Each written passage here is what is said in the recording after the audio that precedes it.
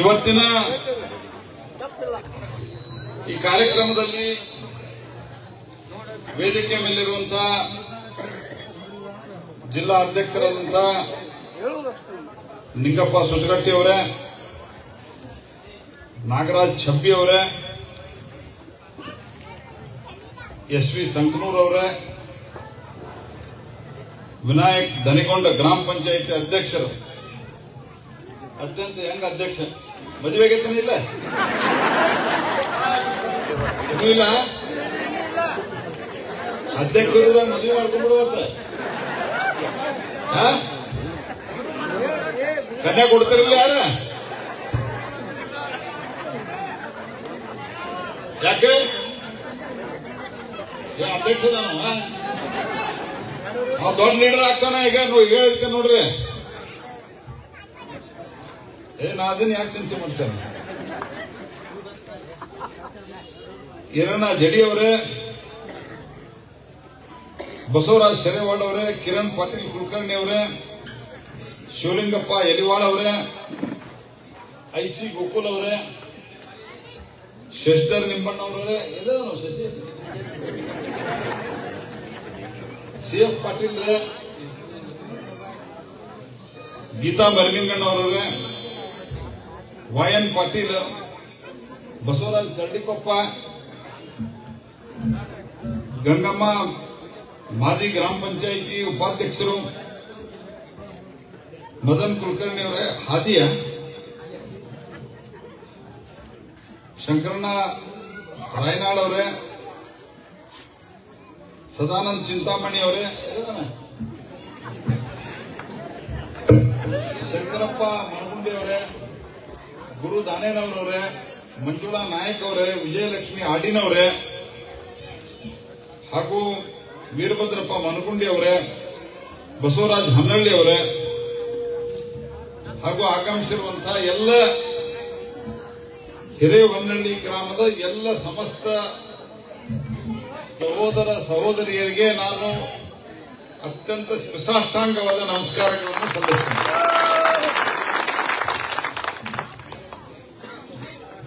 ನನಗ ಈ ಬಸವರಾಜ್ ಶೆರೆವಾಡ್ ಅವರು, ನಿಂಗಪ್ಪ,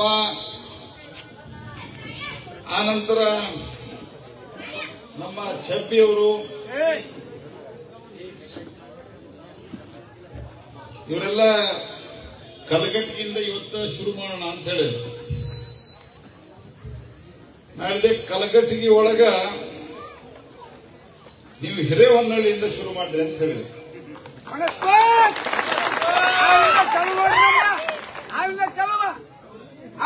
ನೀ ಸುಮ್ಕುಂದಿರ್ಲಿಲ್ಲ ಅಂದ್ರೆ ನಿನಗ ಒಪ್ಪಿಸಿ ಕಳಿಸ್ತೀನಿ ಮತ್ತ ಪರಮಾತ್ಮ ಒಳಗ್ ಹೊಕ್ಕಾನ್ ನಿನಗ ಸುಮ್ಕುಂದಿರ್ ಮತ್ತ ಇಲ್ಲ ಎಲ್ಲಾರು ನೀ ಪರಮಾತ್ಮ ಒಳಗ್ ಹೊಕ್ಕಾನ್ ಅಂತ ತಿಳ್ಕೊತಾರ.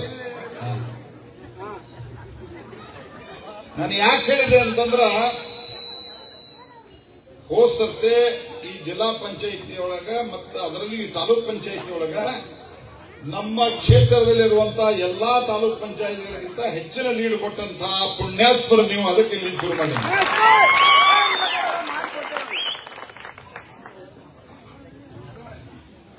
ಮತ್ತೆ ಇಲ್ಲಿ ಬಂದಾಗೂ ನೋಡಿದ್ರಿ, ಇಷ್ಟು ದೊಡ್ಡ ಸಂಖ್ಯೆಯಲ್ಲಿ ನೋಡಿದ್ರ ಹೋದ್ ಸರ್ತಿಗಿಂತ ನೀವು ಜಾಸ್ತಿ ಲೀಡ್ ಕೊಡ್ತೀರಿ ನನಗೆ ಮತ್ತು ಮೋದಿ ಅವರಿಗೆ ಅನ್ನುವಂತ ವಿಶ್ವಾಸ. ಬಹಳಷ್ಟು ವಿಷಯಗಳನ್ನ ಇಲ್ಲಿ ಪ್ರಸ್ತಾಪ ಮಾಡಿದ್ದಾರೆ.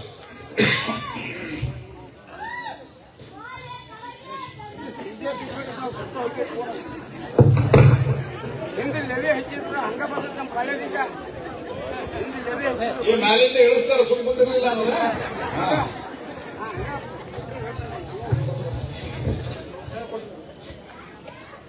ನಮ್ಮ ಇಲ್ಲೇ ಮಂತ್ರಿಗಳಿದ್ದಾರೆ,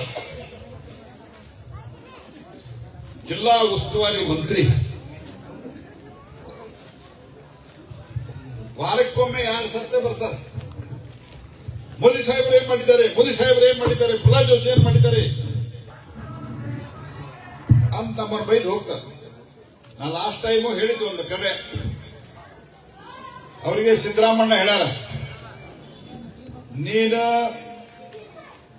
ಅಲ್ಲಿ ಹೋಗಿ ಬಂದ ತಕ್ಷಣ ಸಿದ್ದರಾಮಣ್ಣ ಅವರು ಅವ್ರಿಗೆ ಹೇಳಿದ್ದು ಲಾಡ್ ಸಾಹೇಬರಿಗೆ, ನೀ ಧಾರವಾಡಕ್ಕೆ ಹೋಗು, ಹೋದ್ಮೇಲೆ ಒಮ್ಮೆ ಮೋದಿನ ಒಮ್ಮೆ ಜೋಶಿನ ಬೈಲು.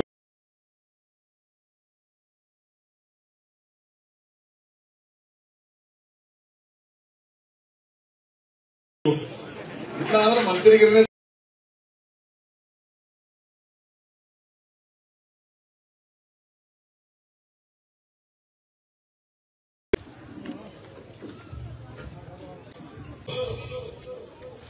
2004ರಿಂದ 2014ನೇ ಇಸ್ವಿ 10 ವರ್ಷದಾಗ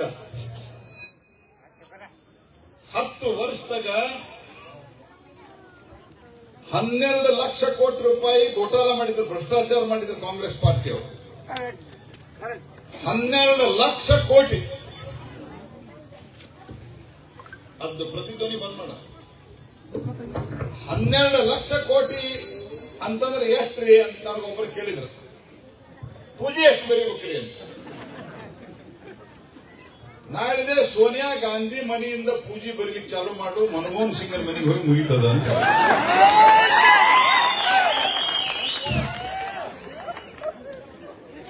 ಕಳೆದ 10 ವರ್ಷದೊಳಗ ಮೋದಿಯವರ ಅವಧಿಯೊಳಗೆ ಒಂದೇ ಒಂದು ನಯಾ ಪೈಸಾ ಭ್ರಷ್ಟಾಚಾರ ಆಗಿಲ್ಲ. ನಮ್ಮ ದೇಶ ಮತ್ತು ನಮ್ಮ ಸರ್ಕಾರ, ದೇಶ ಸರ್ಕಾರ ಭ್ರಷ್ಟಾಚಾರ ಮುಕ್ತವಾದಂತಹ ಸರ್ಕಾರ ಅಂತ ಎದಿ ತಟ್ಟಿ ನಾವು ಹೇಳಲಿಕ್ಕೆ ಸಾಧ್ಯ ಇದೆ.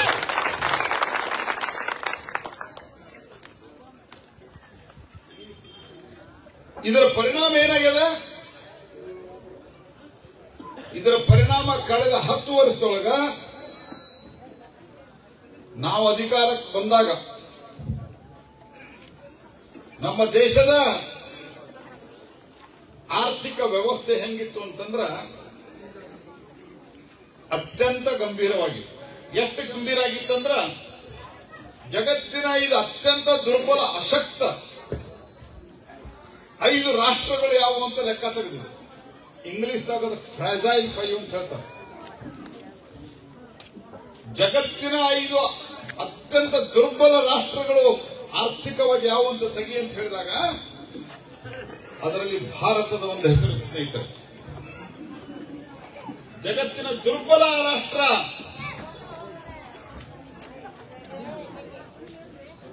ಬಂದ್ ಮಾಡಕ್ ಬರುದಲ್ಲ ಅವರಿಗೆ. ಕೆಂಪು ಹಸಿರು ಅಷ್ಟಾವಸರ ಗೊತ್ತಿರ್ತೈತಿ. ನಮಗೆ ಜಗತ್ತಿನ ದುರ್ಬಲ ರಾಷ್ಟ್ರ ಆಗ್ಬೇಕು, ಜಗತ್ತಿನ ಎಲ್ಲಕ್ಕಿಂತ ಸ್ಟ್ರಾಂಗ್ ರಾಷ್ಟ್ರ ಆಗ್ಬೇಕು. ಹೇಳ್ರಿ, ಯಾವ್ದಾಗ್ಬೇಕು? UPA ಕಾಲದೊಳಗೆ ಜಗತ್ತಿನ ಅತ್ಯಂತ ದುರ್ಬಲ, ಅಶಕ್ತ ರಾಷ್ಟ್ರ ಆಗಿದೆ. ಇದನ್ನ ನಾ ಅಷ್ಟೇ ಹೇಳ್ತಿಲ್ಲ, ಪಾರ್ಲಿಮೆಂಟ್ದಾಗ ನಿಮ್ಮ ಆಶೀರ್ವಾದದಿಂದ ನಾ ಆವಾಗೂ ಪಾರ್ಲಿಮೆಂಟ್ದಾಗಿದ್ದೆ. ಪಾರ್ಲಿಮೆಂಟ್ನಾಗ ಒಪ್ಕೊಂಡಿದ್ರು, ಹೌದು ನಮ್ಮ ಆರ್ಥಿಕ ಪರಿಸ್ಥಿತಿ ಕಠಿಣ ಅದ ಅಂತ ಕಾಂಗ್ರೆಸ್ ಪಾರ್ಟಿ. ಆದ್ರೆ ಇವತ್ತು ಮೋದಿಯವರ 10 ವರ್ಷದ ಆಡಳಿತದಲ್ಲಿ 5 ದುರ್ಬಲ ರಾಷ್ಟ್ರಗಳಿಂದ ಜಗತ್ತಿನ 5ನೇ ಅತಿ ದೊಡ್ಡ ಪ್ರಬಲ ಆರ್ಥಿಕ ಶಕ್ತಿಯಾಗಿ ಭಾರತ ಹೊರಹೊಮ್ಮಿದೆ ಸ್ನೇಹಿತರೆ. ಅಮೆರಿಕ, ಚೈನಾ, ಜಪಾನ್, ಜರ್ಮನಿಯ ನಂತರ ಇರುವಂತಹ 5ನೇ ದೇಶ ಅದು ಯಾರದು? ಅದು ಯಾರ ಭಾರತ? ಯಾರ ಭಾರತ?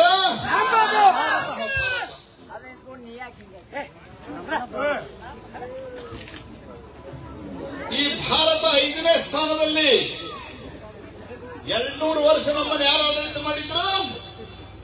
ಯಾರು ಆಡಳಿತ ಮಾಡಿದ್ರು? ಬ್ರಿಟಿಷರು, ಇಂಗ್ಲೆಂಡ್ದವರು, ಬ್ರಿಟನ್ದವರು. ಈ ಬ್ರಿಟನ್ ಇವತ್ತು 6ನೇ ಸ್ಥಾನಕ್ಕೆ ಹೋಗ್ಯದ, ಭಾರತ 5ನೇ ಸ್ಥಾನಕ್ಕೆ ಬಂದಿದೆ ಸ್ನೇಹಿತರೆ. ನಾನು ನಿಮಗೆ ಇವತ್ತು ಹೇಳಲಿಕ್ಕೆ ಬಂದಿದ್ದೇನೆ, ಮೋದಿಯವರ 3ನೇ ಅವಧಿಯಲ್ಲಿ ಒಪ್ತಿರ್ತಾನೆ, ಒಪ್ತಿರಿಲ್ಲ? ಏನು ಮೋದಿಯವರ? ಗಟ್ಟಿಯಾಗಿ ಹೇಳಿದ್ರೆ ಮೋದಿಯವರ 3ನೇ ಅವಧಿಯಲ್ಲಿ ಭಾರತ ಜಗತ್ತಿನ 3ನೇ ಅತಿ ದೊಡ್ಡ ಆರ್ಥಿಕ ಶಕ್ತಿಯಾಗಿ ಹೊರಹೊಮ್ಮಲಿದೆ ಸ್ನೇಹಿತರೆ. 3ನೇ ಅತಿ ದೊಡ್ಡ ಆರ್ಥಿಕ ಶಕ್ತಿ. ಇದರ ಆದಾಗ ನೀವು ಕೇಳಬಹುದು, ನಮಗೇನು ಸಿಕ್ಕಿದೆ? ನಾ ನಾನು ನಿಮ್ಗೆ ಹೇಳ್ತೇನೆ, ಕಳೆದ 10 ವರ್ಷದೊಳಗ ಮೊದಲಿನ 5 ವರ್ಷ ಇವರು ಮಾಡಿಟ್ಟಂತ 12 ಲಕ್ಷ ಭ್ರಷ್ಟಾಚಾರ, ಬ್ಯಾಂಕ್ನಾಗಿದ್ದಂತ ಲಫಡ, ಇವನ್ನೆಲ್ಲ ಸರಿಪಡಿಸಲಿಕ್ಕೆ ಹೋಯ್ತು. ಈಗ ನಾವು ನಿಮಗೆ ಮೋದಿ ನೇತೃತ್ವದಲ್ಲಿ ಅನೇಕ ಯೋಜನೆಗಳನ್ನು ಕೊಡ್ತಾ ಇದ್ದೀವಿ. ಜಗತ್ತಿನ ಫ್ಯಾಕ್ಟರಿಯಾಗಿ ಭಾರತ ಪರಿವರ್ತನೆ ಆಗ್ತಾ ಇದೆ. ಈ ಸ್ಕೀಮ್ಗಳಲ್ಲಿ ಮೊದಲನೇದು ಆಯುಷ್ಮಾನ್ ಭಾರತ. ಈ ಆಯುಷ್ಮಾನ್ ಭಾರತ ಕಾರ್ಡ್ ಯಾರು ತಗೊಂಡಿರಿ ಎಲ್ಲ ಬಡವರಿಗೂ ಸಿಗ್ತದ. ಆ ಆಯುಷ್ಮಾನ್ ಭಾರತ ಕಾರ್ಡ್ ಯಾರ ಕಡೆ ಅದ, ಅವರಿಗೆ ಅಕಸ್ಮಾತ್ ಯಾರಿಗಾದ್ರೂ ಏನಾದ್ರೂ ತೊಂದರೆ ಆದ್ರೆ, ಮೊದಲೇನಾಗ್ತಾ ಇತ್ತು, ಯಾರಿಗಾರೆ ಮನೆಯೊಳಗೆ ಹಾರ್ಟ್ ಪ್ರಾಬ್ಲಮ್ ಆಯ್ತು, ಕಿಡ್ನಿ ಪ್ರಾಬ್ಲಮ್ ಆಯ್ತು ಅಂತಂದ್ರ ಮನಿ ಹೊಲ ಮಾರಿ ಅತ್ಯಂತ ಕಡು ಬಣ್ಣದಾಗ ಮತ್ತೊಬ್ಬರ ಮನೆಗೆ ಹೋಗಿ ದುಡಿಯುವಂತ ಪರಿಸ್ಥಿತಿ ಬರ್ತಿತ್ತು. ಈಗ ಮೋದಿ ಹೇಳ್ತಾರ, ನನ್ನ ಕಾರ್ಡ್ ಇಟ್ಕೋರಿ, ನೀವು ಪ್ರೈವೇಟ್ ಹಾಸ್ಪಿಟಲ್ ಹೋದ್ರು ನಿಮ್ಗೆ 5 ಲಕ್ಷ ರೂಪಾಯಿವರೆಗಿನ ಬಿಲ್ ಅನ್ನು ನೀವು ಮೋದಿ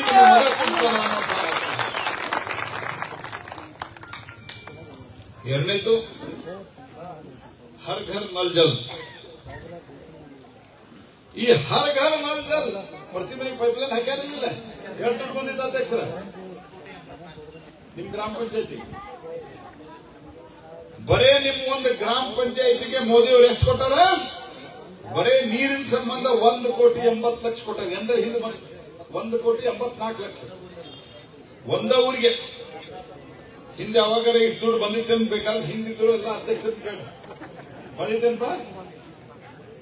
ಬರೀ ಅಷ್ಟಲ್ಲ, ಎಲ್ಲ ಕಡೆ ಪೈಪ್ಲೈನ್ ಹಾಕಿವ್ ನಾವು ಪೈಪ್ಲೈನ್ ಹಾಕುವ ಹೊತ್ನಾಗ ಈ ಸ್ಕೀಮು ನಿಮ್ಗೆ ಗೊತ್ತಿರಲಿ, ಇಡೀ ಕರ್ನಾಟಕದಾಗ ಮೊದಲನೇ ಹಂತದ, ಈಗ ಎಲ್ಲ ಕಡೆ ಮಾಡೀವಿ, ಇಡೀ ಕರ್ನಾಟಕದಾಗ ಮೊದಲನೇ ಹಂತದಾಗ 3 ಜಿಲ್ಲೆ ಆಯ್ಕೆ ಮಾಡಬೇಕಂತಿರ್ತ.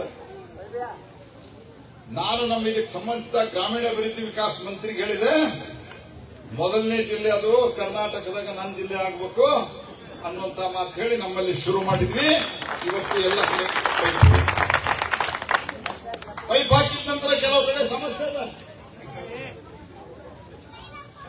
ಕೆಲವು ಕಡೆ ಏನ್ ಸಮಸ್ಯೆ ಅದ, ಬೋರ್ನ್ಯಾಗ ನೀರಿಲ್ಲ, ಸಮೀಪದ ಕೆರೆ ಇಲ್ಲ, ಕೆಲವು ಕಡೆ ಕಾಂಗ್ರೆಸ್ನವ್ರು ಕೆರೆನೂ ನುಂಗ್ಬಿಟ್ಟ. ಹಾಗಾಗಿ ನಾವು ಪ್ರಧಾನಮಂತ್ರಿಗಳಿಗೆ ಹೇಳಿದೆ, ಕೆಲವು ಕಡೆ ನಮ್ಮ ಕಡೆ ವಿಶೇಷವಾಗಿ ಕುಂದಗೋಳ ಆ ಭಾಗದಾಗ ನೀರಿನ ಮೂಲದ ಸಮಸ್ಯೆ ಅದ, ಏನ್ ಮಾಡಬೇಕು ಅಂತ ನನಗೆ ಮೋದಿ ಸಾಹೇಬರು ಕೇಳಿದ್ರೆ ಏನ್ ಮಾಡ್ಬೇಕು ಹೇಳಪ್ಪ. ನಾಳೆ ಹುಬ್ಬಳ್ಳಿ ಧಾರವಾಡದಾಗ ಎಲ್ಲರಿಗೂ ಮಲಪ್ರಭಾ ನೀರು ಕೊಡ್ತೀವಿ. ನಮ್ಮ ಜಿಲ್ಲೆಯ 350ಕ್ಕಿಂತ ಹೆಚ್ಚು ಎಲ್ಲಾ ಹಳ್ಳಿಗಳಿಗೆ ಮಲಪ್ರಭಾದಿಂದ ಕುಡಿಯುವ ನೀರು ಕೊಡಬೇಕಂತ. ಅದಕ್ಕೆ ಏನ್ ಮಾಡ್ಬೇಕಂತ, ಮಲಪ್ರಭಾದಿಂದ ಬೇರೆ ಪೈಪ್ಲೈನ್ ಹಾಕ್ಬೇಕು. ಮಲಪ್ರಭಾದಿಂದ ಬೇರೆ ಪೈಪ್ಲೈನ್ ಹಾಕ್ಬೇಕು, ಅಲ್ಲಿಂದ ಇಲ್ಲಿಗೆ ನೀರು ತಂದು ನಿಮ್ ಮನಿ ತನಕ ಮಲಪ್ರಭಾ ಕುಡಿಯುವ ನೀರು ಕೊಡಬೇಕಂದ್ರ ಲೆಕ್ಕ ತಗೊಂಬ ಅಂತಂದ್ರೆ ಪ್ರಧಾನಮಂತ್ರಿಗಳು 1400 ಕೋಟಿ ರೂಪಾಯಿ ಆಯ್ತು. ಎಷ್ಟು? 1,400 ಕೋಟಿ. ಪ್ರಧಾನಮಂತ್ರಿ ನರೇಂದ್ರ ಮೋದಿ ಹೇಳಿದ್ರು, ನೀನು ನನ್ನ ಸಂಪುಟದ ಸದಸ್ಯ, ನಾನು ಪಕ್ಕಕ್ಕೆ ಇರ್ತಿ, ನಿನ್ನ ಜಿಲ್ಲೆಗೆ ವಿಶೇಷ ಅನುದಾನ 1,400 ಕೋಟಿ ರೂಪಾಯಿ ಕೊಡ್ತೀನಿ, ದೊಡ್ಡ ದೊಡ್ಡ ಪೈಪ್ಲೈನ್ ಹಾಕಸ್ ಅಂತ ಹೇಳಿ. ನಾಳೆ ಹೇಳ್ತಾರಲ್ಲ ನಾಡು ಸಾಹೇಬ್ರ, ಅಲ್ಲಿ ಹೋಗಿ ನೋಡ್ರಿ ಮಲಪ್ರಭಾದ ಹತ್ರ ನಿಮ್ ಕಾರು ನಮ್ ಪೈಪ್ಲೈನ್ ದಾಗ ಹೋಗ್ತೈತೆ.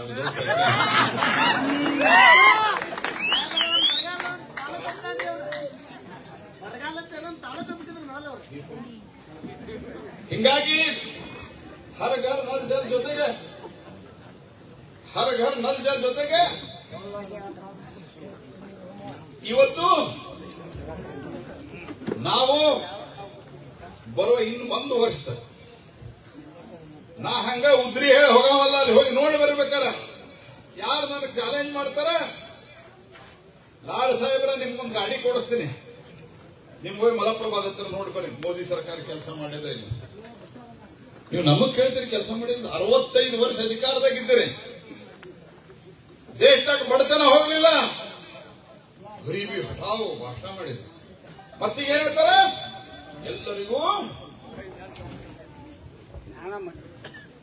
ಎಲ್ಲರಿಗೂ ಅಕ್ಕಿ ಕೊಡ್ತೀವಿ. ಕೊಟ್ಟಾರ ಅಕ್ಕಿ ಯಾರಿಗೆ? ಅನ್ನ ಭಾಗ್ಯ 10 ಕೆಜಿ ಅಕ್ಕಿ, 10 ಕೆಜಿ ಅಕ್ಕಿ. ಕಾಕಾ ಸಾಹೇಬ ನಿನಗೂ ಫ್ರೀ, ಮಾದೇವಪ್ಪ ನಿನಗೂ ಫ್ರೀ, ನನಗೂ ಫ್ರೀ, ನನ್ನ ಹೆಂಡತಿಗೂ ಫ್ರೀ. ಅಕ್ಕಿ ಯಾರು ಕೊಡಾಕತ್ತಾರ? 5 ಕೆಜಿ 80 ಕೋಟಿ ಜನಕ್ಕೆ 5 ಕೆಜಿ ಅಕ್ಕಿ ಯಾರು ಕೊಡಾಕತ್ತಾರ? ಮೋದಿಯವರು ಕೊಡ್ತಾರೆ. ಅಕ್ಕಿ ಆಯುಷ್ಮಾನ್ ಭಾರತ ಸನ್ಮಾನ್ಯ ಯಡಿಯೂರಪ್ಪನವರು ಬೊಮ್ಮಾಯಿ ಸರ್ಕಾರ ಇದ್ದಾಗ ನಿಮ್ಮ ಅಕೌಂಟ್ಗೆ 10,000 ರೂಪಾಯಿ ಬರ್ತಿತ್ತು. ಮೋದಿಯವ್ರದ್ದು 6,000, ಬೊಮ್ಮಾಯಿ ಯಡಿಯೂರಪ್ಪನ 4,000. ಇವ್ರು ಬಂದಲ್ಲಿ ಏನ್ ಮಾಡಿದ್ರ? ಅದನ್ನು ನಿಂದ ನುಂಗಿ ನೀರು ಕೊಡು.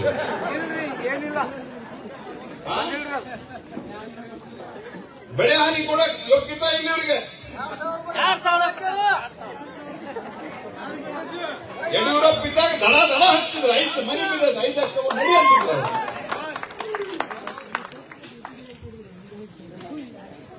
ಮತ್ತೆ ಏನ್ ಮಾಡುದು?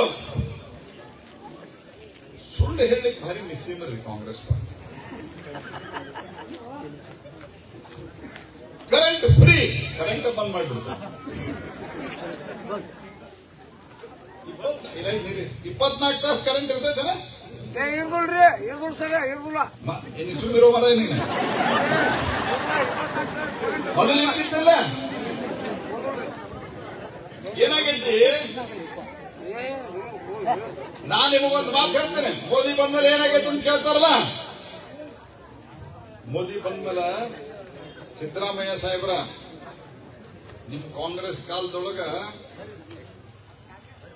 ಕರೆಂಟ್ ಉತ್ಪಾದನೆ ಆಗಲಾರದ ಒಂದ್ ಸತ್ಯ ನೆನಪಿಟ್ಕೋರಿ. ಹುಡುಗರು ಇಂಟರ್ನೆಟ್ ದಾಗ ತೆಗಿಬೇಕಾದ್ರೆ ಹುಡುಗರು ಹಿರಿಯರಿಗೆ ತೋರಿಸ್ರಿ. 2012 ಜುಲೈ 30, 31, ಆಗಸ್ಟ್ 1ನೇ ತಾರೀಕು 3 ದಿವಸ ಇಡೀ ಉತ್ತರ ಭಾರತ 62 ಕೋಟಿ ಜನ ಕತ್ಲೆಯಾಗಿದ್ದರು. ಯಾಕಂದ್ರ ಆ ಒಂದ ಗ್ರಿಡ್ ನಿಂದ, ಸೆಂಟ್ರಲ್ ಗ್ರಿಡ್ ನಿಂದ ಹೆಚ್ಚು ವಿದ್ಯುತ್ ತೆಗಿಲಿಕ್ಕೆ ಹೋಗಿ ಆ ವಿದ್ಯುತ್ ಗ್ರಿಡ್ ಡಮ್ ಅಂದ್ಬಿಟ್ಟು ಕರೆಂಟ್ ಶಾರ್ಟೇಜ್. ಈ ಕರೆಂಟ್ ಶಾರ್ಟೇಜ್ ದೇಶದ ಸುರಕ್ಷತೆ ಅವತ್ತು ಕಷ್ಟ ಆಗಿತ್ತು. ಅನೇಕ ಕಡೆ ಟ್ರೈನ್ ನಿಂತು ಬಿಟ್ಟು ಅದು ಡಮ್ ಅಂದಿದ್ದು. ಆದ್ರೆ ಇವತ್ತೇನದು? ಸ್ನೇಹಿತರೆ, ಅಭಿಮಾನದಿಂದ ಹೇಳ್ತೇನೆ ನಾನು. ಫೋನ್ ಕಸ್ಕೊಂಡು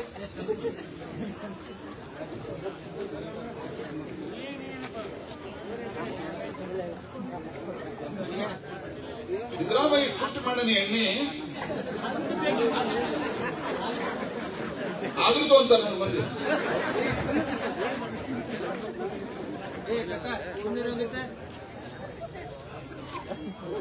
ಇವತ್ತು ದೇಶದೊಳಗ ನಾನು ಅಭಿಮಾನದಿಂದ ಹೇಳ್ತಾ ಇದ್ದೇನೆ. ನಾನು ಈ ಇಲೆಕ್ಟ್ರಿಕ್ ಸಂಬಂಧಿಸಿದಂತ ಸಚಿವಾಲಯನೂ ನನಗೆ ಬರ್ತದ. ಸಚಿವಾಲಯ ಅಂದ್ರೆ ಪವರ್ ಮಂತ್ರಿ ಬೇರೆ ಇದ್ದಾರ. ಅದ್ರ ದಿವಸ ಎಷ್ಟು ಎಲೆಕ್ಟ್ರಿಸಿಟಿ ಉತ್ಪಾದನೆ ಆಗ್ತೈತಿ, ಎಲ್ಲಿ ಎಷ್ಟು ಬೇಕು ಇದೆಲ್ಲ ನಾನು ನೋಡ್ತಿರ್ತೀನಿ. ಯಾಕಂದ್ರೆ ದೇಶದಾಗ ವಿದ್ಯುತ್ ಉತ್ಪಾದನೆ ಆಗುದು ಎಲ್ಲಿಂದ? ಕಲ್ಲಿದ್ದಲಿಂದ. ನಾ ಕಲ್ಲಿದ್ದಲು ಖಾತೆ ಸಚಿವ. ನಾನು ನಿಮಗೆ ಇವತ್ತು ಅಭಿಮಾನದಿಂದ ಹೇಳ್ತಾ ಇದ್ದೀನಿ ಸ್ನೇಹಿತರೆ, ಇವತ್ತು ನಮ್ಮ ದೇಶದೊಳಗೆ ಎಷ್ಟು ಕಲ್ಲಿದ್ದ ಬೇಕೋ, ಎಷ್ಟು ವಿದ್ಯುತ್ ಬೇಕೋ ಅದಕ್ಕಿಂತ ಹೆಚ್ಚಿನ ವಿದ್ಯುತ್ ಅನ್ನು ಉತ್ಪಾದನೆ ಮಾಡಿ ಪಕ್ಕದ ಬಾಂಗ್ಲಾದೇಶ್, ಭೂತಾನ್, ಬರ್ಮಾ ಕೊಟ್ಟು ದುಡ್ಡು ಮಾಡಲಿಕ್ಕೆ ನಾವು ಸಹಾಯ ಮಾಡಿದ್ದೀವಿ. ದೇಶಕ್ಕೆ ದುಡ್ಡು ಮಾಡಲಿಕ್ಕೆ ನಾವು ವ್ಯವಸ್ಥೆ ಮಾಡಿದಂತ ಕೀರ್ತಿ ಅದು ನರೇಂದ್ರ ಮೋದಿ. ಆದ್ರೆ ಇವರು 200 ಯೂನಿಟ್ ಫ್ರೀ. ಯಾವಾಗಲೂ ಒಬ್ಬೊಬ್ಬರು ಸಿಕ್ಕತೆ. ಮತ್ ಸ್ವಲ್ಪ ಹೆಚ್ಚು ಕಡಿಮೆ ಆದ್ರೆ ದಂಡ. ಟ್ರಾನ್ಸ್ಫಾರ್ಮರ್ ನೀವು ಬೋರ್ ತೆಗೆಸಿದ್ರೆ ಟ್ರಾನ್ಸ್ಫಾರ್ಮರ್ ಮೊದಲು ಯಡಿಯೂರಪ್ಪನ ಕಾಲದಾಗ ನಾವು ಹಾಕಿದ್ವಿಲ್ಲ, ಫ್ರೀ ಹಾಕಿದ್ವಿಲ್ಲ. ಈಗೇನ್ ಮಾಡ್ಯಾರ? 2 ಲಕ್ಷ. ಅಲ್ಲಿಂದ ಹೊಡೆದು ಇಲ್ಲಿ ನಿಮಗೆ ಫ್ರೀ ಅಂತ ಹೇಳೋದು. ಮತ್ತಿಷ್ಟು ನಾಚಿಕೆ, ಇಷ್ಟು ಮಾನ ಮರ್ಯಾದೆ ಇಲ್ಲ ಕಾಂಗ್ರೆಸ್ ಪಾರ್ಟಿಯವರಿಗೆ ಅಂದ್ರ ಅಡ್ವರ್ಟೈಸ್ಮೆಂಟ್ ಹಾಕ್ತಾರ. ಅನ್ನ ಭಾಗ್ಯದಲ್ಲಿ 5 kg ಅಕ್ಕಿ ಕೊಟ್ಟಿವಿ, 5 kg ದುಡ್ಡು ಕೊಟ್ಟಿವಿ. ಮಂದೆ ದುಡ್ಡ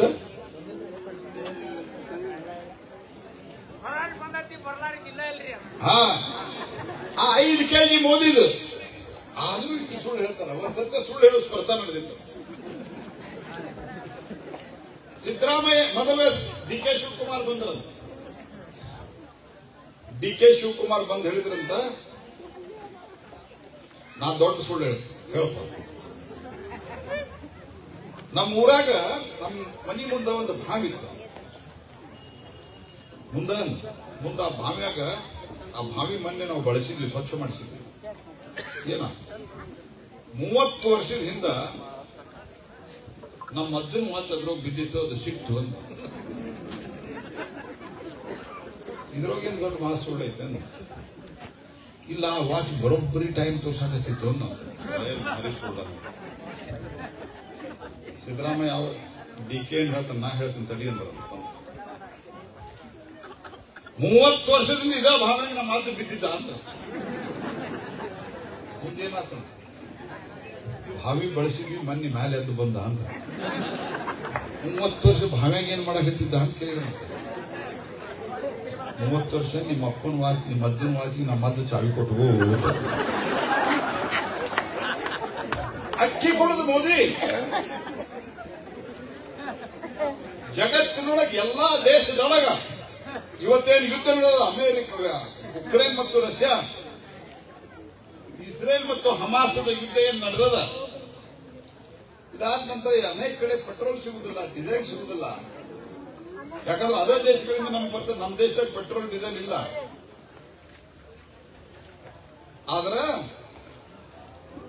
ನಾವು ರಷ್ಯಾದವ್ರ ಜೊತೆಗೆ ಮಾತನಾಡಿ ಯುದ್ಧ ನಡೆದಾಗೂ ಅಮೆರಿಕಾದವ್ರ ಮೇಲೆ ಸ್ಯಾಂಕ್ಷನ್ ಹಾಕಿದ್ರು. ಡಾಲರ್ದಾಗ ವ್ಯವಹಾರ ಮಾಡ್ಲಿಕ್ಕೆ ಬರೋದಿಲ್ಲ ಅವ್ರಿಗೆ. ಅವ್ರು ಹೇಳಿದ್ರು ಅಮೆರಿಕ ಕರೆನ್ಸಿ ಒಳಗೆ ನಮ್ಗೆ ದುಡ್ಡು ಕೊಡ್ರಿ, ನಾವು ನಿಮ್ಗೆ ಪೆಟ್ರೋಲ್ ಚೀಪ್ ಕೊಡ್ತೀವಿ ಅಂದ್ರು. ಮೋದಿ ಸಾಹೇಬ್ರು ಹೇಳಿದ್ರು, ನಾವು ನಮ್ಮ ರೂಪಾಯಿದಾಗ ಕೊಡ್ತೀವಿ, ಲೆಕ್ಕ ತಗೊಂಡು ನಮ್ಗೆ ಕೊಡು ಅಂತ ಹೇಳಿದ್ರು. ಭಾರತದ ತಾಕತ್ ಎಷ್ಟದಂದ್ರೆ ಅವ್ರು ಒಪ್ಪಿಕೊಂಡ್ರು.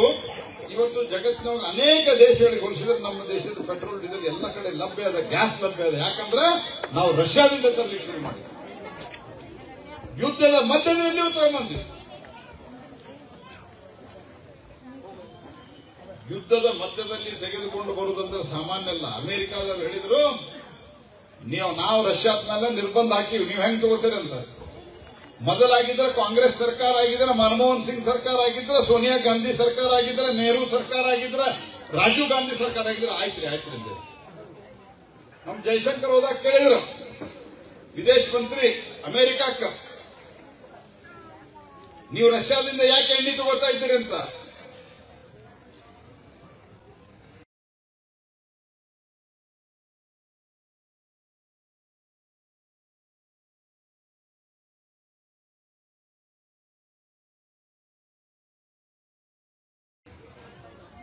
ನಮ್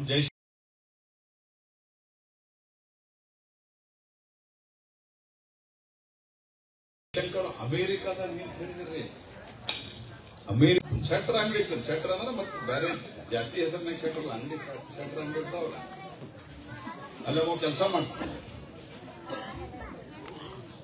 ಅವ ಹೇಳಿದ್ನಂತ, ಅಲ್ಲಿ ಕೆಲಸ ಮಾಡವ ಮುಂದಿನ ವಾರದಿಂದ ನಮ್ಮ ಪಗಾರ ಜಾಸ್ತಿ ಮಾಡಿ.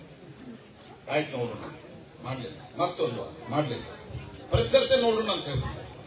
ಇವಾಗ ಒಂದ್ ದಿವಸ ನೋಡಿದ್ದೆ, ಹೋಗಿ ಹೇಳಿದ್ನಂತ, ಶೆಟ್ರ ಸೌಕಾರ ಮುಂದಿನ ವಾರ ನನ್ನ ಪಗಾರ ಜಾಸ್ತಿ ಮಾಡ್ಲಿಲ್ಲ ಅಂದ್ರೆ ನೋಡ್ರೆ ಅನ್ನಂತ.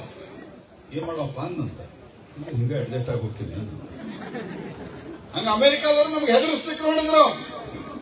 ಆದ್ರೆ ಜಗತ್ತಿನ 5ನೇ ಅತಿ ದೊಡ್ಡ ಆರ್ಥಿಕ ಶಕ್ತಿಯಾಗಿ ಭಾರತ ಇವತ್ತು ನಿಂತಿದ್ರಿಂದ ದೇಶದೊಳಗೆ ನರೇಂದ್ರ ಮೋದಿ ಅನ್ನುವಂತಹ ಒಬ್ಬ ತಾಕತ್ವಾನ್ ಮನುಷ್ಯ ಪ್ರಧಾನಮಂತ್ರಿ ಇದ್ದಿದ್ರಿಂದ ಅಮೆರಿಕಾದವ್ರಿಗೆ ಹೇಳಿದ್ರೆ ನಮಗೇನ್ ಬೇಕಾದ್ರೆ ನಾವು ಮಾಡ್ತೀವಿ. ಕೇಳಿ ಮಾಡಿದ್ರು. ತವಾಂಗದಾಗ ಬಂದು ಚೈನಾದವ್ರು ಒಳಗೆ ನುಗ್ಲಿಕ್ಕೆ ಬಂದ್ರ. ಮೊದಲಾಗಿದ್ರೆ ಬರೀಪ್ಪ ಹೋಗ್ಲಿ ಒಂದ್ ಸ್ವಲ್ಪ ತಗೊಂಡು ಹೋಗಿ ಜಾಗ ಅಂತ. ಈಗ ಚೈನಾದವ್ರಿಗೆ ನಾವು ಹೇಳಿದ್ ಒಳಗೆ ಬರಬೇಡ್ರಿ ಅಂತ ಜಗಳ ಆತು. ನಮ್ಮ ಸೈನಿಕರು ಹುತಾತ್ಮ ಆದವರು, ಅವ್ರ ಸೈನಿಕರು ಸತ್ರ. ವಾಪಸ್ ಹೋದ್ರು ಚೈನಾದವರು. ದಾದಾಗಿರಿ ಮಾಡ್ಲಿಕ್ಕೆ ಬಂದ್ರು. 1967 ಒಂದು ಯುದ್ಧ ಆಗಿತ್ತು. ಆ ಯುದ್ಧದೊಳಗ ಭಾರತ ಬಹಳ ಹೀನಾಯವಾಗಿ ಸೋತಿತ್ತು. ಅದಕ್ಕೆ ಚೈನಾದ ವಿರುದ್ಧ ನಾವು ಸೋತದಕ್ಕೆ ಏನ್ ಹೇಳಿದ್ರು? 1967 ಯುದ್ಧನೇ ಬಿಟ್ಟುವರಿ ಅಂದ್ರು. ಅಲ್ಲಿದ್ದಂತ ನಮ್ಮೊಬ್ಬ ಸಾಮಾನ್ಯ ಸೈನಿಕ ಇನ್ಚಾರ್ಜ್ ಹೇಳಿದ, ಏನ್ ಹೇಳಿದ? ಅರೇ ಇದು 1967 ಕಾಂಗ್ರೆಸ್ಸಿನ ಭಾರತ ಅಲ್ಲ, 2019 ಮೋದಿ ಭಾರತ. ಒಳಗ್ ಬರ್ರಿ ನೋಡ್ತೀವಿ ನಿಮ್ಮನ್ನ ಅಂತ.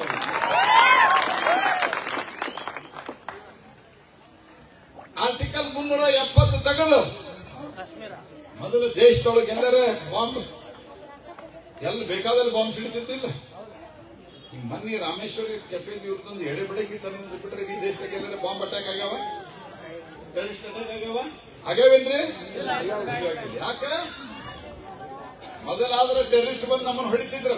UPA ಕಾಲದಾಗ, ಕಾಂಗ್ರೆಸ್ ಕಾಲದಾಗ ನಾವೇನ್ ಮಾಡ್ತಿದ್ವಿ? ಅಮೆರಿಕಕ್ಕೆ ಹೋಗ್ತಿದ್ವಿ. ಅಮೆರಿಕಕ್ಕೆ ಹೋಗಿ ನಮ್ಮನ್ನು ಬಡದು ಶಾಲೆಗ ಮನ್ಯಾಗ ಹುಡುಗರು ಜಗಳ ಆದವು ಅಂದ್ರೆ ಹೇಳ್ತಾರಲ್ಲ, ಅಪ್ಪ ನಮಗೆ ಬಡದ ಅಂತ. ನಾವು ಅಮೆರಿಕಕ್ಕೆ ಹೋಗ್ಬೇಕು, ನಮ್ಮನ್ನು ಬಡದು. ಅವ್ರೇನು ಅವ್ರಿಗೆ ಹೇಳ್ತಾರೆ, ನಡಿ ಬುದ್ಧಿ ಹೇಳ್ತಾರೆ, ನಡಿ ಯಾಕೆ ಬಡದು ಅಂತಿದ್ರೆ ಮುಗಿಯೋದು.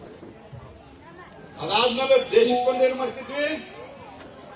ಮೇಣಬತ್ತಿ ಹಚ್ತಿದ್ವಿ, ಅಲ್ಲಿಂದ ಮುಗಿ. ಈಗ ಯಾವನರೇ ಬಂದು ನಮ್ಮ ದೇಶದಾಗ ಏನಾರೇ ಮಾಡಿದ ಅಂತಂದ್ರ ಪಾಕಿಸ್ತಾನದ ಒಳಗ ಹಕ್ಕು ಹೊಡೆಯುವ ಕೆಲಸವನ್ನ ಮಾಡಿರುವಂತ ನಮ್ಮ ಸೈನಿಕರಿಗೆ ಧೈರ್ಯವನ್ನು ಕೊಟ್ಟಿರುವುದು ಮೋದಿ ಸರ್ಕಾರ. ಅವಾಗ ಹೊಡಿಬೇಕಾದ್ರೆ ನಮ್ಮ ಕಡೆ ರಾಫೇಲ್ ಇರಲಿಲ್ಲ, ಹೀಗಾಗಿ ಹಳೆಯ ವಿಮಾನ ತಗೊಂಡು ಹೋಗಿದ್ವಿ. ಅವ ಕ್ಯಾಪ್ಟನ್ ಅಭಿನಂದನ್ ಸಿಕ್ಕ. ಎಲ್ಲರೂ ಏನ್ ಅಂದ್ಕೊಂಡಿದ್ರು? ಅಪೋಸಿಷನ್ ಪಾರ್ಟಿ ವಾಪಸ್ ಬರುವುದಿಲ್ಲ, ಮೋದಿ ಮೇಲೆ ಅಟ್ಯಾಕ್ ಮಾಡಂತ. ಮೋದಿ ಹೇಳಿದ್ರ ಅಭಿನಂದನ ಕೂದಲು ಕೊಂಕಿದ್ರೆ 24 ತಾಸಿನಾಗ ಬಿಡಲಿಲ್ಲ ಅಂತಂದ್ರ ಇಡೀ ಪಾಕಿಸ್ತಾನನ ಜಗತ್ತಿನ ಭೂಪಟದಿಂದ ಇಲ್ಲಲ್ಲಿಸ್ತೀನಿ ಅನ್ನುವಂತ ಮೆಸೇಜ್ ಕೊಟ್ಟರು. ಅತ್ಯಂತ ಸುರಕ್ಷಿತವಾಗಿ ವಾಪಸ್ ಬಂದಿರುವಂತಹ ಮೊದಲನೇ ಕೇಸ್ ಇದು ಭಾರತದ ಸ್ನೇಹಿತರು.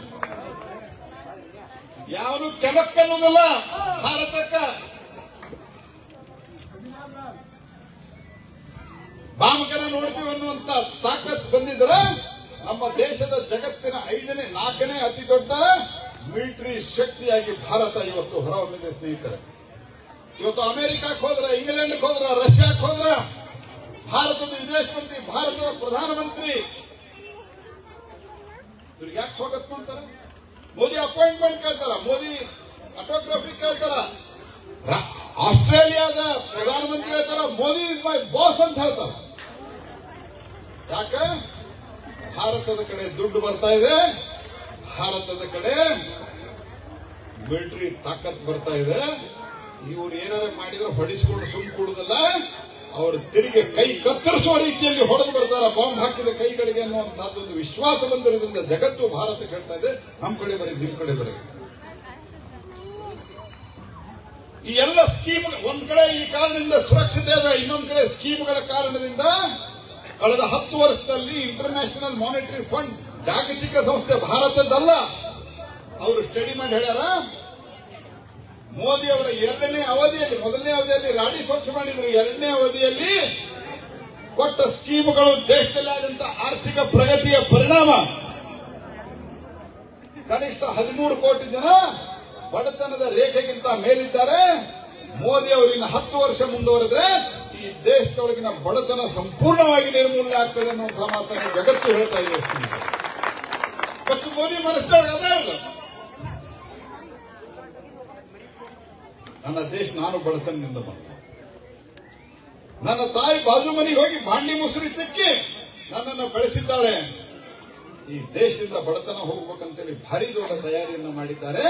ಅದಕ್ಕೆ ನೀವು ಆಶೀರ್ವಾದವನ್ನು ಕೊಟ್ಟದ್ದೇ ಆದ್ರೆ ಈ ದೇಶದಲ್ಲಿ ಬರುವ 10-12 ವರ್ಷದಲ್ಲಿ ಸಂಪೂರ್ಣವಾದಂತಹ ಬಡತನ ನಿರ್ಮೂಲನೆ. ಯಾವಾಗ ಅಕ್ಕಿ ಪಕ್ಕಿ ಕೈ ಒಡ್ಡು ಬರುದ, ಅಕ್ಕಿ ಅಂತೂ ನಾವು ಕೊಡ್ತೀವಿ, ಯಾವುದಕ್ಕೂ ಕೈ ಒಡ್ಡುವಂತಹ ಪ್ರಸಂಗ ಬರುವುದಿಲ್ಲ. ಆ ರೀತಿಯಾದಂತಹ ಒಂದು ಬಲಿಷ್ಠ ಭಾರತವನ್ನು ನಿರ್ಮಾಣ ಮಾಡುವಂತಹ ಒಂದು ಸಂಕಲ್ಪವನ್ನು ನಾವು ಕೊಟ್ಟಿದ್ದೇವೆ. ಒಂದು ಕ್ಷಣ ವಿಚಾರ ಮಾಡಿ, ವ್ಯಾಕ್ಸಿನ್ ಟೈಮ್ದಾಗ ಮೋದಿ ಇರಲಿಲ್ಲ ಅಂತ ಏನ್ ಪರಿಸ್ಥಿತಿ? ಕೊರೋನಾ ಟೈಮ್ದಾಗ ನಮ್ಮ ದೇಶದೊಳಗೆ ಮೊದಲನೇ ಬಾರಿಗೆ ನಮ್ಮ ದೇಶದ ಸ್ವದೇಶಿ ವ್ಯಾಕ್ಸಿನ್ ತಯಾರಾಯಿತು.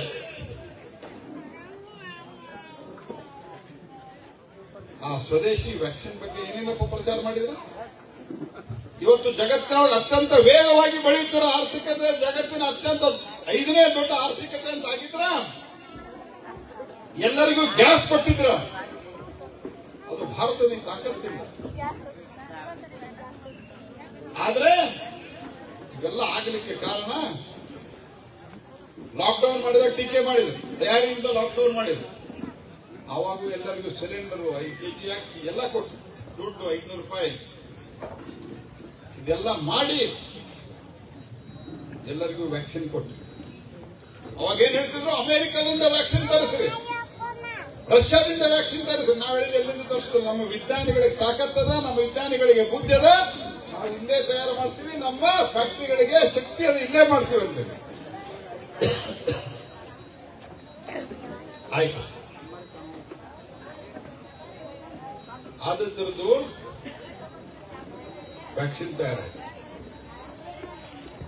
ಲಕ್ಷಾಂತರ ಕೋಟಿ ರೂಪಾಯಿ ನಮ್ಮ ದೇಶಕ್ಕೆ ಉಳಿತವು. ಜಗತ್ತಿನ ಎಲ್ಲ ದೇಶಗಳಿಗಿಂತ ಮೊದಲು ಕರೋನಾದಿಂದ ಹೊರಗೆ ಬಂದಂತಹ ದೇಶ ಯಾವುದು? ಅದು ನಮ್ಮ ಭಾರತ ಸ್ನೇಹಿತರೆ. ಯಾವುದು? ನಮ್ಮ ಭಾರತ. ನಾನು ಅನೇಕ ವಿದೇಶಕ್ಕೆ ಹೋಗ್ತಾ ಇದ್ದೆ. ಅವಾಗ 1 ವರ್ಷ ಆದ ನಂತರ, 1.5 ವರ್ಷ ಆದ ನಂತರ ನನಗೆ ಕೇಳ್ತಾ ಇದ್ದಾರೆ, ನಿಮ್ಮಲ್ಲಿ ಕೋವಿಡ್ ಹಂಗದ? ನಮ್ಮಲ್ಲಿ ಎಲ್ಲಾರು ಆರಾಮ ಮಾತಾಡ್ತಾರಂತ, ಲಗ್ನ ಆಗತ್ತವ, ಮಕ್ಕಳಾಗತ್ತವ, ಎಲ್ಲ ನಡೆಯುತ್ತೆ. ನಿಮ್ಮಲ್ಲಿ ಹೆಂಗೈತಿ? ಯಾಕ ಜನ ವ್ಯಾಕ್ಸಿನ್ ತಗೊಳಕ್ ಹೇಳ್ತಾರೆ. ಆದ್ರೆ ನಮ್ಮ ದೇಶದೊಳಗೆ ಸ್ವದೇಶಿ ವ್ಯಾಕ್ಸಿನ್ ತಯಾರು ಮಾಡಿ 60 ದೇಶಕ್ಕಿಂತ ಹೆಚ್ಚು ಎಲ್ಲಾ ದೇಶಗಳಿಗೆ ವ್ಯಾಕ್ಸಿನ್ ಕೊಟ್ಟು ಜಗತ್ತನ್ನು ಉಳಿಸಿದ್ವಿ. ಆದ್ರೆ ಕಾಂಗ್ರೆಸ್ ಪ್ರಚಾರ ಮಾಡಿದ್ರು ಇದು ಮೋದಿ ವ್ಯಾಕ್ಸಿನ್ ಅಂದ್ರೆ ಇಲ್ಲ, ಇದು ಬಿಜೆಪಿ ವ್ಯಾಕ್ಸಿನ್. ಕೊನೆಗೆ ಮೋದಿ ಇದ್ರೊಳಗೆ ಫೇಲ್ ಆಗ್ಬೇಕು ಅಂತ ಹೇಳಿ ಏನ್ ಮಾಡಿದ್ರು? ಈ ವ್ಯಾಕ್ಸಿನ್ ತಗೊಂಡ್ರ ಮಕ್ಕಳಾಗೋದಿಲ್ಲ ಅಂತ ಹೇಳಿ 2 ಕೊಪ್ಪ ವ್ಯಾಕ್ಸಿನ್ ತಗೊಂಡಿದ್ದೀನಿ ನಾನು.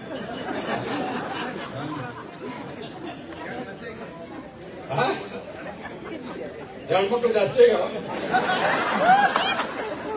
ಹೌದು, ಸುಮ್ಮನೆ ಹೇಳ್ತಾನ. ನನಗೆ ಗೊತ್ತಿಲ್ಲಾರ್ದು ಏನ್ ಮಾಡಿದ್ರೆ ನಮ್ಗೆ ಪೀಡೆ ಗಿಡ ಕೊಡ್ಲಾರ್ದ ಯಾರಿಗೆ ಏನು ಎಲ್ಲರೂ ಹೇಳ್ತಾರು. ಅಲ್ಲ ಈಗೆಲ್ಲ ವ್ಯಾಕ್ಸಿನ್ ತಗೊಂಡ್ಮೇಲಲ್ಲ,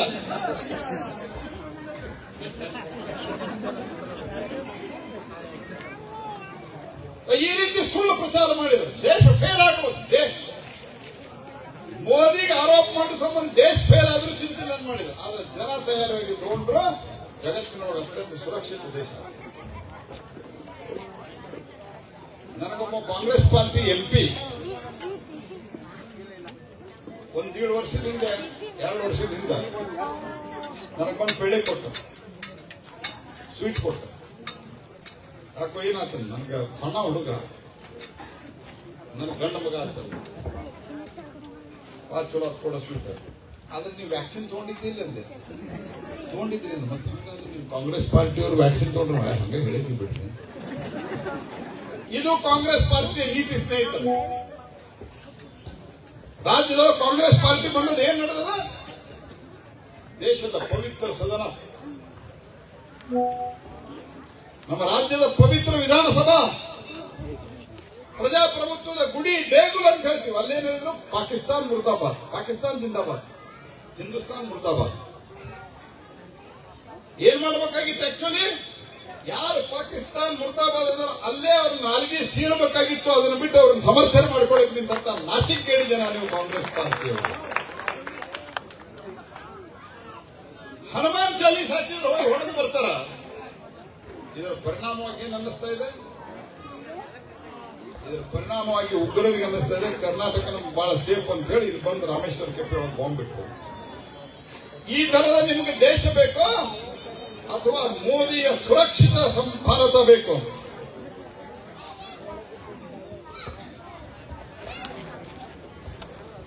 ಆದ್ದರಿಂದ ಸ್ನೇಹಿತರೆ, ನಿಮ್ಗೆ ನಾನು ವಿನಂತಿ ಮಾಡ್ಲಿಕ್ಕೆ ಬಂದಿದ್ದೇನೆ. ಇಲ್ಲಿ ಕೇಳ್ತಾ ಇದ್ದಾರೆ ನೀವೇನೇನು ಕೆಲಸ ಮಾಡಿದ್ದೀರಿ ಅಂತ. ಪ್ರಧಾನಮಂತ್ರಿ ಗ್ರಾಮ ಸಡಕ್ ಯೋಜನೆ ಹಿರೇಹೊನ್ನಳ್ಳಿ ಗ್ರಾಮದಿಂದ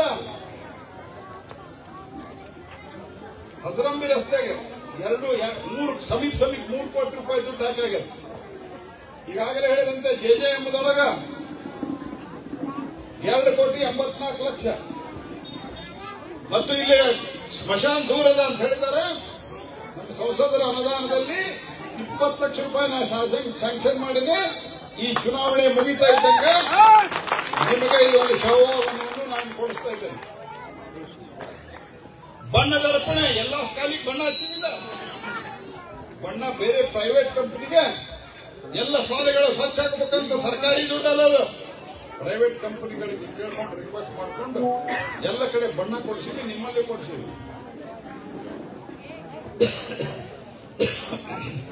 ಪ್ರೈಮರಿಗೆ ಎಲ್ಲ ಕಡೆ ಕೊಡಿಸಿವಿ.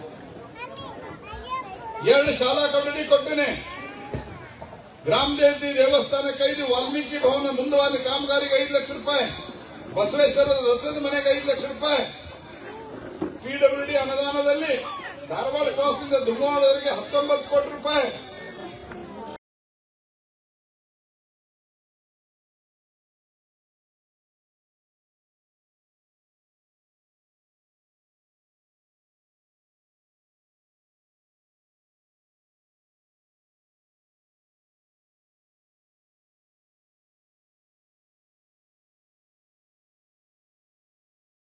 ಧಾರವಾಡ ಕ್ರಾಸ್ನಿಂದ ಕಲಘಟಗಿವರೆಗೆ ಚತುಷ್ಪಥ ನಿರ್ಮಾಣಕ್ಕೆ 24 ಕೋಟಿ ರೂಪಾಯಿ ಕೊಡ್ತೀನಿ. ಇವೆಲ್ಲ ಕೆಲಸ ನಿಮ್ಮಲ್ಲಿ ನಡೆದಾವೆ. ನಾ ಕೊಡಿಸಿದ್ದೆ.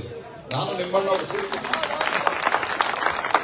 ನನಗೆ ವಿನಂತಿ ಮಾಡುವುದು, ನಾವು ಹಾಕಿದ್ದು ನಾನು ಕರೀಲಾರದ ಭೂಮಿ ಪೂಜೆ ಮಾಡಿದಂತ ಮಂತ್ರಿಗಳು ನೀವು. ಮತ್ ನಾವು ಹಾಕಿದ್ದು ಯಾವ್ದು ಹಿರೇಹೊನ್ನಳ್ಳಿಯಿಂದ ನುಗ್ಗಿನ ನಾವು ಹಾಕಿದ್ವಿ ದುಡ್ಡು, ಅದನ್ನು ಸ್ಟಾಪ್ ಇಡಿಸಿದ್ವಿ. ರೊಕ್ಕ ವಿತ್ಡ್ರಾವಲ್ ಮಾಡ್ಯಾರ. ಟೆಂಡರ್ ಆಗಿ ಗುದ್ಲಿ ಪೂಜೆ ಆಗಿತ್ತು. ನಾವು ಹಂಗ ಪುಗಾಟ ಮಾಡಿ ಹೋಗವಲ್ಲ. ಇವತ್ತು ಭಾರತೀಯ ಜನತಾ ಪಾರ್ಟಿ ಏನ್ ಮಾಡ್ಯಾರ, ಜೋಶಿ ಸಾಹೇಬ್ರು ಏನ್ ಮಾಡ್ತಾರೆ ಅಂತ ಗ್ಯಾರಂಟಿ ಹೇಳಿ ಈ ಕಡೆ ಗ್ಯಾರಂಟಿನೂ ಇಲ್ಲ, ಈ ಕಡೆ ರಸ್ತೆನೂ ಇಲ್ಲ. ನುಂಗಪ್ಪ ಇವರು ಕಾಂಗ್ರೆಸ್ ಪಾರ್ಟಿ ಅಂದ್ರೆ ಇನ್ನೊಂದು ಹೆಸರು ಭ್ರಷ್ಟಾಚಾರ. ಆದ್ದರಿಂದ ಸ್ನೇಹಿತರೆ, ಕಳೆದ 20 ವರ್ಷದೊಳಗ ನಿಮ್ಮ ಆಶೀರ್ವಾದದಿಂದ ಒಂದೇ ಒಂದು ನಯ ಪೈಸಾ, ಒಂದೇ ಒಂದು ಆರೋಪ ನನ್ನ ಮೇಲಿಲ್ಲ, ಒಂದೇ ಒಂದು ಕಪ್ಪು ಚುಕ್ಕೆ ನನ್ನ ಮೇಲಿಲ್ಲ. ನಾನು ನಿಮ್ಗೊಂದು ಮಾತು ಹೇಳಿದ್ದೆ 2004 ಇಲ್ಲೇ ಮಾತನಾಡ್ಬೇಕಾದ್ರೆ. ನಿಮಗೆ ಎಷ್ಟು ಮಂದಿಗೆ ನೆನಪದ ನನ್ಗೆ ಗೊತ್ತಿಲ್ಲ, ನನಗೆ ನೆನಪದ. ನಾನೊಂದು ಮಾತು ಹೇಳಿದ್ದೆ, ನಾನು ಸಾಮಾನ್ಯ ಬಡ ಕುಟುಂಬದಿಂದ ಬಂದವ, ನನಗೆ ಓಟ್ ಹಾಕಿ ಪಾರ್ಲಿಮೆಂಟ್ ಕಳಿಸ್ರಿ, ನೀವು ಎಂದೂ ಕೂಡ ತಲೆ ತಗ್ಗಿಸುವಂತ ಕೆಲಸ ಮಾಡೋದಿಲ್ಲ ಅನ್ನುವಂತಹ ಮಾತು ಹೇಳಿದ್ದೆ. ಇವತ್ತಿನವರೆಗೆ ನಾನು ಅತ್ಯಂತ ವಿಶ್ವಾಸದಿಂದ ನಾನು ಯಾವ ತಪ್ಪು ಕೆಲಸವನ್ನು ಮಾಡಿಲ್ಲ, ಮುಂದೆ ಮಾಡೋದಿಲ್ಲ. ನನಗೇನ್ ನೀವು ಅಧಿಕಾರ ಕೊಡ್ತೀರಿ ಅದನ್ನ ನಿಮ್ಮ ಒಳಿತಿಗಾಗಿ ಉಪಯೋಗ ಮಾಡ್ತೀನಿ ಅನ್ನುವಂತಹ ಸಂಕಲ್ಪವನ್ನ ಮಾಡ್ತಾ ಇವತ್ತು ರಾಮ ಮಂದಿರ ಆಗಿದೆ, ಹನುಮಂತನ ಧ್ವಜ ಇದೆ.